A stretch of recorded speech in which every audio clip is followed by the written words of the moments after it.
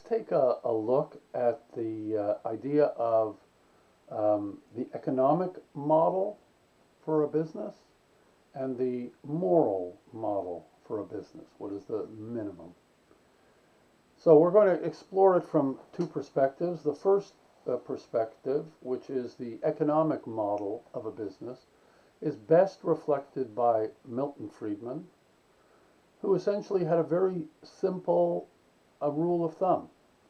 The goal of business is that it is an agent for profitability that returns that profitability to the shareholders, and everything else is in the domain of the individual participants.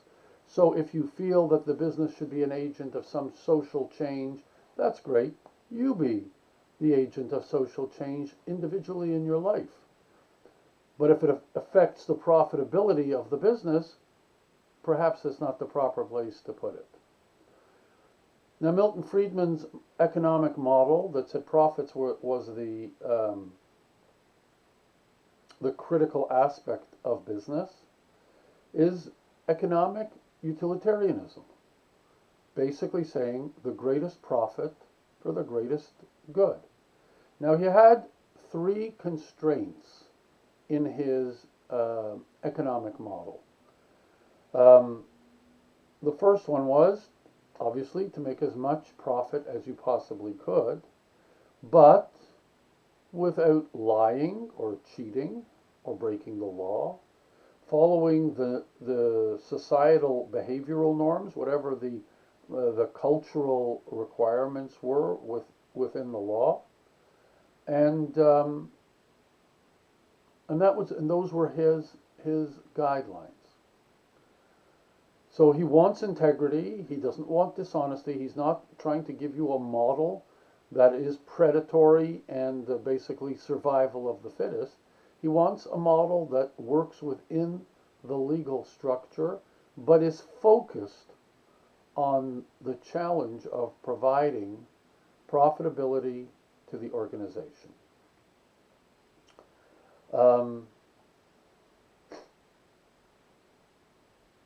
If you remember the movie Wall Street, there is a character in the movie called Gordon Gekko, and he is the perhaps best representation of Friedman's economic model. Because from his viewpoint, the goal of a business is to make money. If the business isn't making money, we have to get rid of the managers who are obviously not leading the company properly. So that's the Friedman model.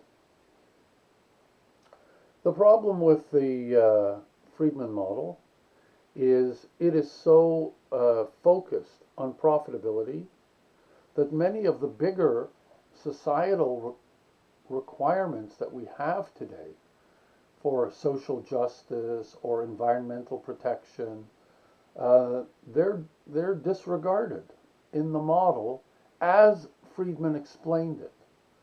Because unless the law says that you have to not pollute, there is nothing that you have to do in order to disrupt the pollution that your plant or your factory causes. However, once the law says you have to operate within a certain parameter, then naturally you have got to make the plant agree with those regulations. But so that's the argument against Milton Friedman by those that believe in social justice and in environmental protection and so on and so forth. The other management concept, which I will call the moral management concept, and you'll see it in the video on Starbucks, is now concerned with a much bigger picture. Because it says not only is the role of business to return a profit to the owners of the company, to the shareholders, but it also has responsibilities to do no harm and to not leave the planet less than when it found it. So if you're going to cut down trees, then you have to make that sustainable. Replant the trees that you're cutting down so that in 20 years they will have grown back. If you're going to chop down rainforests, you've got to replant them or find a different way to compensate for what you're doing. Those are on the environmental stage. So if you take a look at a company like Starbucks that have so many mandates about, for example, they will match any donations that an employee makes to any organization. Why? Because they want to encourage their employees to be active participants in the betterment of the planet. They also give health care to part-time employees, even though it's not mandated by law, because they want to respect that component of their business. They take the profits that they normally could have distributed to the shareholders and they put it into a health plan for the employees. And here you have two diametrically opposed ideas. Milton Friedman would say, why are you giving that money to the employees? You're not required to. Milton Friedman would say, what is all this sustainability stuff? You're not required to do that. So there's a major question. How do you rationalize these two choices? You have the stakeholder model, that is Starbucks and this moral agency that looks at business as not only an agent of profits, but an agent of societal growth and development. And here you have Milton Friedman, who's a very famous, advisor to 3 presidents, economic philosopher, saying no. All of those things, which are great, helping society, making things sustainable, but that's not in the realm of business. How do you rationalize these two? Because people struggle with that.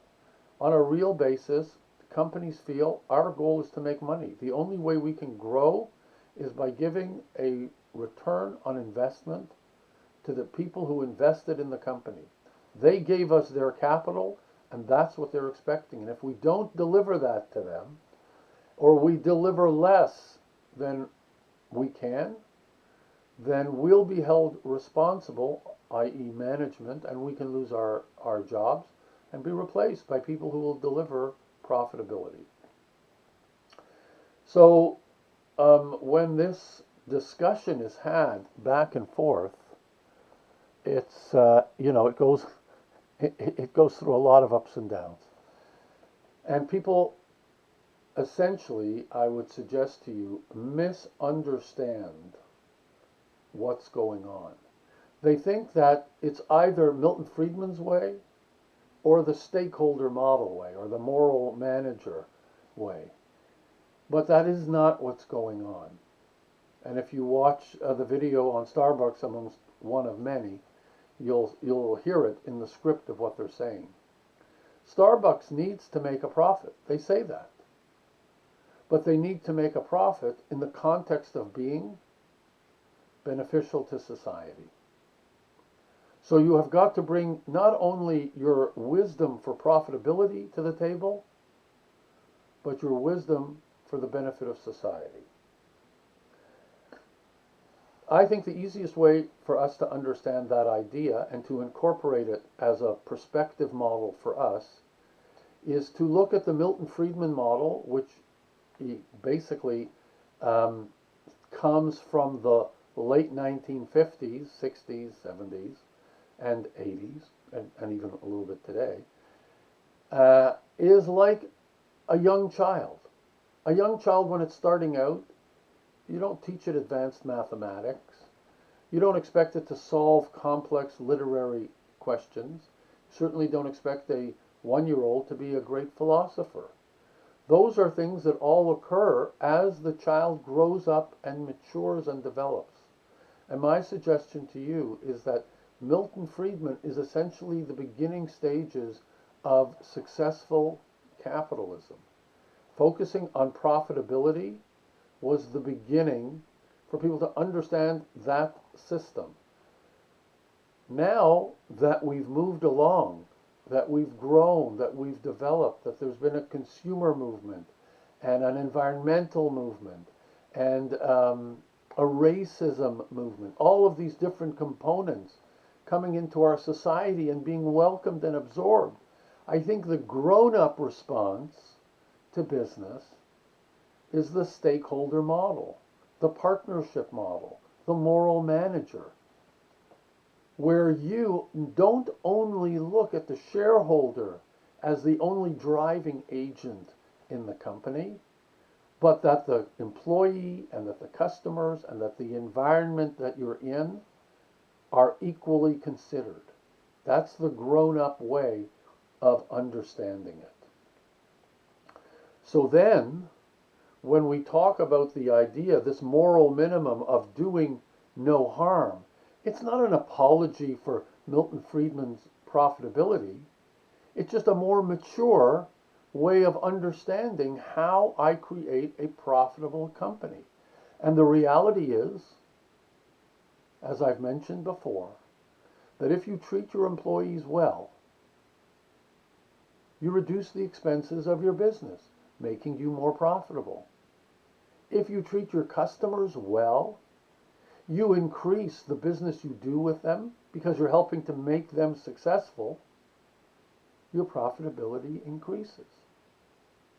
If you're cognizant of the environment that you're in and you're sustainable in your approach, then you'll be at the leading edge of the changes in technology that are coming to your business, such as 3D printing.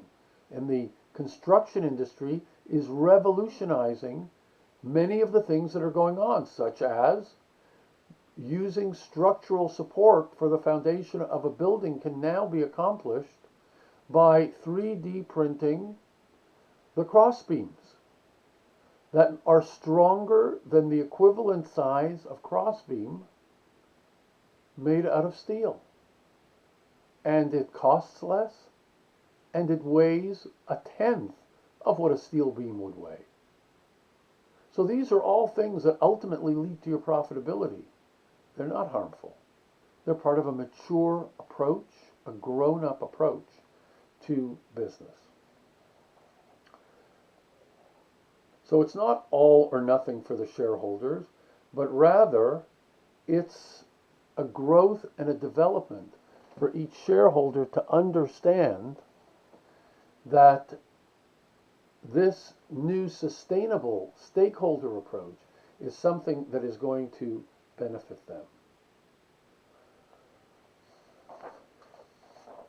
I think the last little comment that I want to leave on this is that the moral model is a much wider picture, and maybe that is a different way of understanding it, that you can take as a manager, in that you don't only understand the business from a profit perspective, but also from a nourishment perspective.